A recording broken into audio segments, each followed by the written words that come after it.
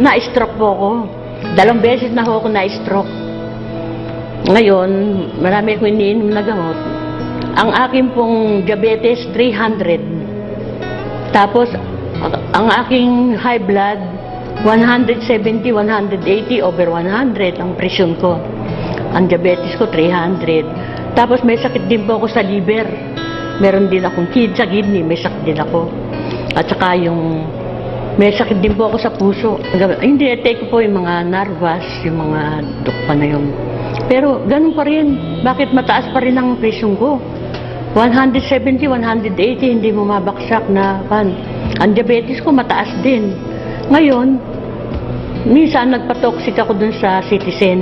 Nagpa-toxic ako. May nag-alok sa akin ng Alive. Sabi niya ganun. Ito po, misis, sabi niya ganun.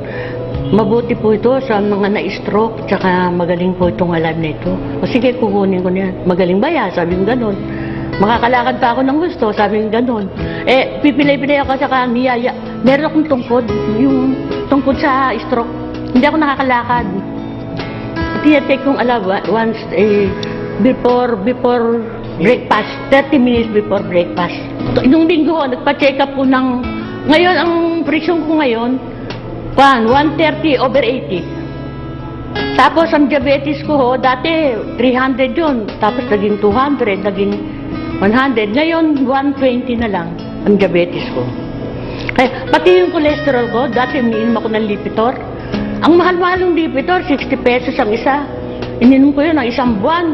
Ganun pa rin ang aking diabetes. Pero nung nag-take ako ng Alive, ngayon, 110 na lang yung aking cholesterol, bumaba. Ganda nga eh. At saka ho, yung Alive, napapansin ko, hindi ako nag-aalmusal. Magsisimba ako, hindi ako ginugutom. Sabi ko, ba't ako nagugutom dito?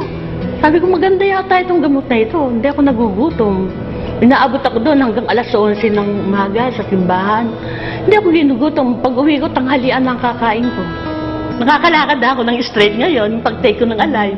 Kaya sinasama nila ako ngayon. Ang ganda-ganda ng kami. Tsaka, pagising ko sa umaga, sasabihin ko sa salamin, ay, ang ganda ko yata ngayon. Gumaganda ko yata ngayon. At saka healthy ako ngayon.